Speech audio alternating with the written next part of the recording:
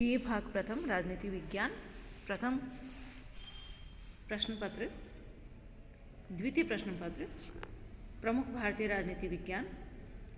आज का हमारा टॉपिक है महात्मा मोहनदास करमचंद गांधी। सबसे पहले हम प्रारंभ करना चाहेंगे संक्षिप्त परिचय से। मित्रों, महात्मा गांधी का जन्म 2 अक्टूबर 1869 ईस्वी को गुजरात के पोरबंदर नामक स्थान पर हुआ था। उनके पिता श्री करमचंद गांधी पोरबंदर, राजकोट आदि रियासतों में दीवान के पद पर कार्य कर चुके थे। मोहन करमचंद गांधी की चौथी पत्नी के सबसे छोटे पुत्र थे। गांधी जी की शिक्षा पोरबंदर में प्रारंभ हुई, किंतु शीघ्र ही उनके पिता पोरबंदर से राजकोट चले गए, अतः उनकी विद्यालयी शिक्षा राजकोट में पूरी हुई। विद्यालय में उनका समय शैक्षणिक दृष्टि से अधिक उपलब्धियों से भरा हुआ नहीं था। वे एक मध्यम श्रेणी के विद्यार्थी थे। शैक्षणिक उपलब्धियों से भले ही वे अपने शिक्षकों को प्रभावित न कर सके हों, किंतु चारित्रिक दृढ़ता, नैतिक आस्था व सत्यनिष्ठा का परिचय उन्होंने अपने स्कूली जीवन में ही दे दिया था। उनका विवाह 12 वर्ष की अल्पायु में ही कस्तूरबा के साथ हो गया था। विवाह के समय गांधी जी हाई स्कूल के छात्र थे। माध्यमिक शिक्षा पूरी कर लेने के बाद 1887 में वे बैरिस्टर की शिक्षा के लिए लंदन चले गए। उस समय परंपरागत हिंदू समाज में विदेश यात्रा को आपत्तिजनक और अधार्मिक माना जाता था। उनकी माता को यह भी आशंका थी कि वे इंग्लैंड के मांस मदिरा का सेवन करने लगेंगे और पारिवारिक जीवन की मर्यादाओं से भी विमुख हो जाएंगे।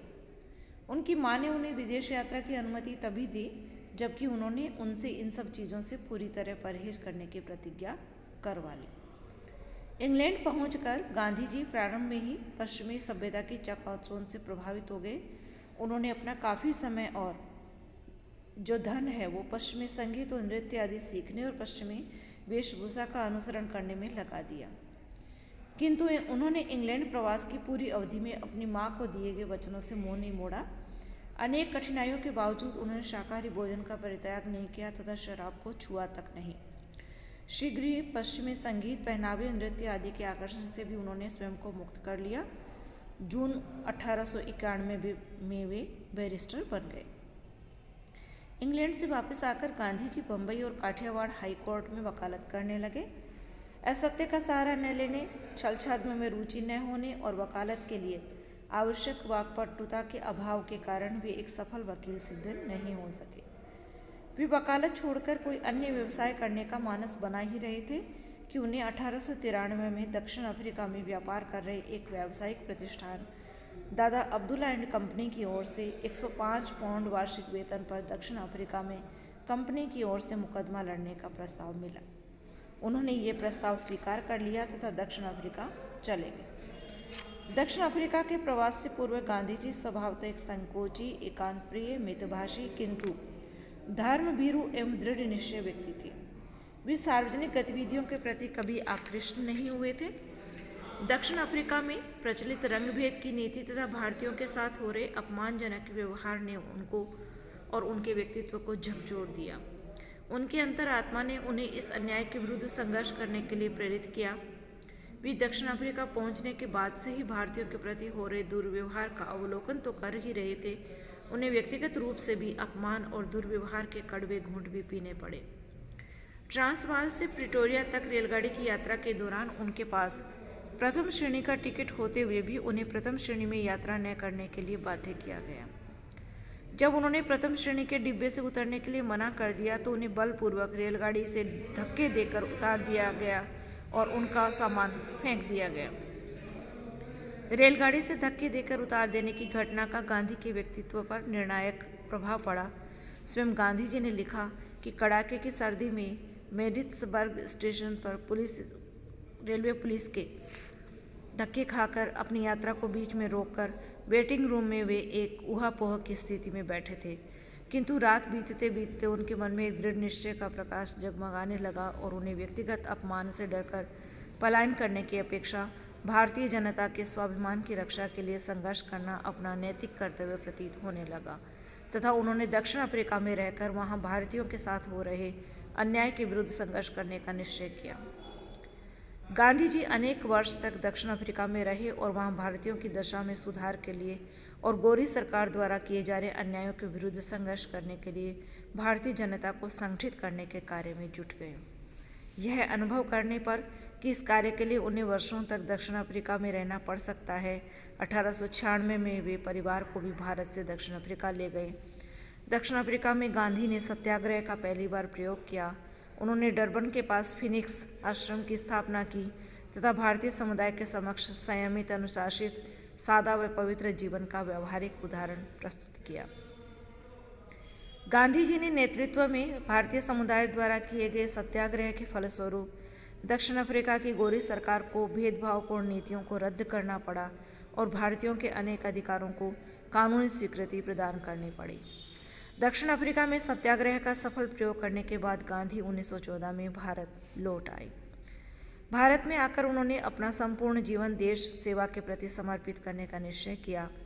अपने राजनीतिक गुरु गोपाल कृष्ण गोखले के परामर्श पर कांग्रेस के माध्यम से देश की राजनीति में सक्रिय होने से पूर्व उन्होंने देश की जनता और उसकी समस्याओं को समझने का निश्चय किया और इस उद्देश्य से देश के विभिन्न हिस्सों की यात्राएं की। भारत में गांधी जी ने सत्याग्रह का प्रथम प्रयोग चंपारण जिला बिहार राज्य में किया। चंपारण में नील की खेती करने वाले किसानों पर अंग्रेज जमींदार अत्याचार करते थे तथा उनका पूरी तरह शोषण किया जा रहा था। गांधी जी ने किसानों के विरुद्ध हो रहे अन्याय के विरोध में सत्याग्रह प्रारंभ किया। परिणाम स्वरूप सरकार को एक जांच समिति नियुक्त करनी पड़ी। इस समिति ने कृषकों की दशा में सुधार के लिए अनेक सुझाव दिए। चंपारण आंदोलन की सफलता ने भारतीय राजनीति में एक नए युग का प्रारंभ का संकेत दे दिया। चंपारण के पश्चात गांधी जी ने गुजरात में खेड़ा में सत्याग्रह चलाया तथा अहमदाबाद के मिल मजदूरों की मजदूरी में वृद्धि के प्रश्न पर पूंजीपतियों के विरुद्ध श्रमिकों के अहिंसक आंदोलन का नेतृत्व किया। सत्याग्रह के इन प्रयोगों के माध्यम से गांधी जी ने भारत में एक नई आशा का संचार किया और यह विश्वास उत्पन्न किया कि जागृत जन आंदोलनों के माध्यम से किसी भी दमनकारी शक्ति को झुकाने के लिए विवश किया जा सकता है। प्रथम विश्व युद्ध होने तक गांधी जी का अंग्रेजों की न्यायप्रियता में से विश्वास उठा नहीं था। उन्होंने प्रथम विश्व युद्ध में ब्रिटिश सरकार के प्रति सहयोग का आह्वान किया, किंतु विश्व युद्ध समाप्त होने के पश्चात अंग्रेजों ने भारतीयों की सहयोग भावना के बदले में रोलेट एक्ट के दमनकारी प्रस्तावों का प्रावधानों का उपहार दिया।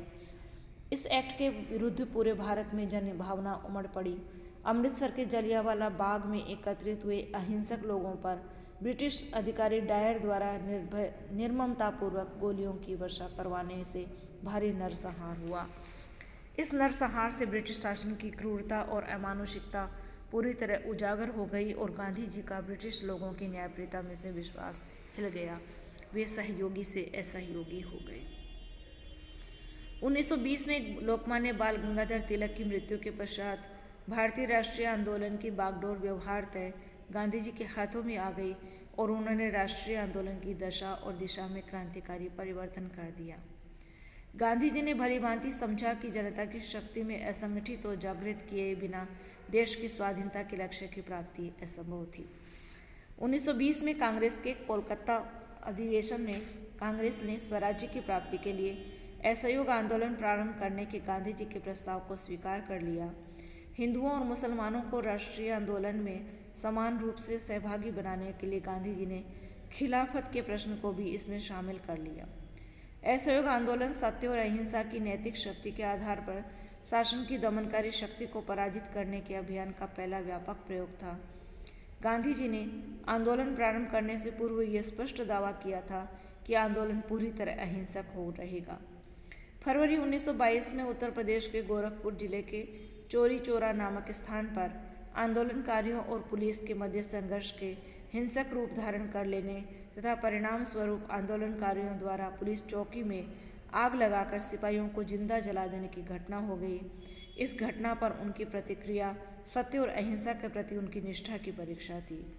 गांधी जी ने साहसपूर्वक यह स्वीकार किया कि आंदोलन को पूर्णतः अहिंसक न बनाए रख पाना उनके नेतृत्व की कमजोरी थी और यह स्पष्ट था कि जनता को अहिंसक आंदोलन के लिए वे पूरी तरह तैयार नहीं कर सके थे। गांधी जी ने आंदोलन को स्थगित करने का निर्णय लिया जबकि आंदोलन के कारण पूरे देश में अत्यधिक उत्साह व्याप्त था और जनता ब्रिटिश सरकार के विरुद्ध संघर्ष के लिए पूरी तरह उद्वेलित थी।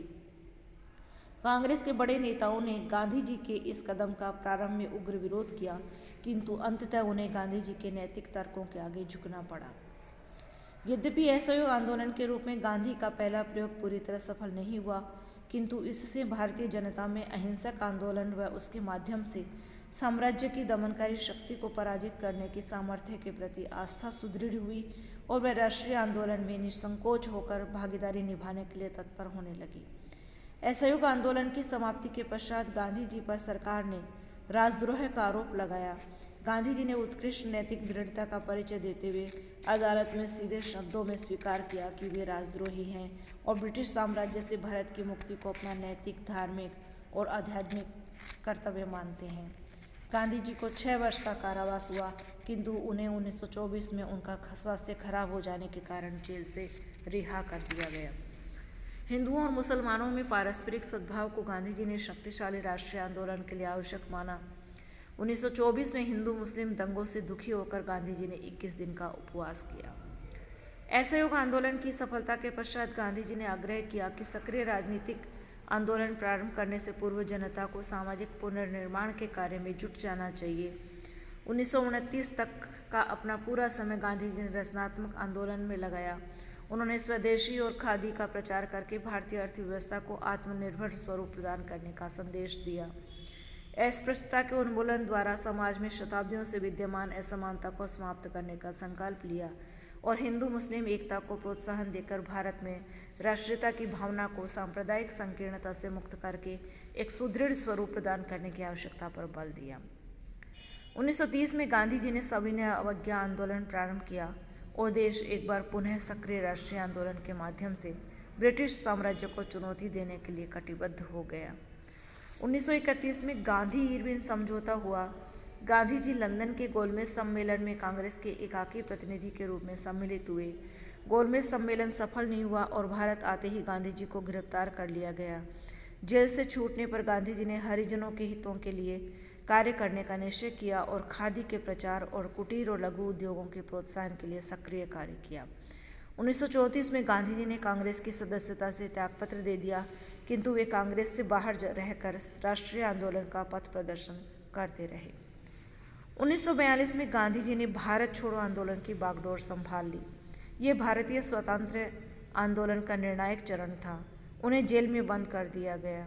फूट डालो और राज्य करो की नीति के अंतर्गत ब्रिटिश सरकार मुसलमानों को राष्ट्रीय आंदोलन की मुख्य धारा से अलग रखने के लिए प्रारंभ से ही मुस्लिम लीग की गतिविधियों को प्रोत्साहित करती रही थी और कांग्रेस को हिंदुओं के प्रतिनिधि संगठन के रूप में चित्रित करने का प्रयत्न करती रही थी। गांधी जी ने और कांग्रेस ने सदैव यह आग्रह किया कि कांग्रेस वास्तव में केवल हिंदुओं का नहीं, भारतीय जनता का प्रतिनिधित्व करती थी, किंतु अंग्रेजों की कुटिल नीति के परिणाम स्वरूप मुस्लिम लीग ने मोहम्मद अली जिन्ना के नेतृत्व में एक पृथक मुस्लिम राष्ट्र की मांग करना प्रारंभ कर दिया था। गांधी जी ने हिंदू मुस्लिम समस्या को हल करने की दृष्टि से जिन्ना से वार्ता की, किंतु वे जिन्ना को पृथक पाकिस्तान की मांग को त्यागने के लिए सहमत नहीं कर सके। 1945 में उन्होंने ब्रिटिश संसद के शिष्टमंडल से भी इस विषय पर वार्ता की।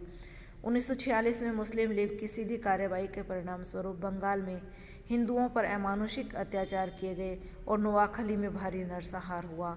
गांधी जी ने सांप्रदायिक आग में जल रहे नोआखली में अहिंसा और सद्भावना का संदेश प्रसारित करने के लिए दौरा किया और सांप्रदायिक अग्नि को शांत करने का प्रयत्न किया। गांधी जी की इच्छाओं के विपरीत भारत का विभाजन हो गया। 15 अगस्त 1947 को भारत और पाकिस्तान अलग राज्यों के रूप में अस्तित्व में आए।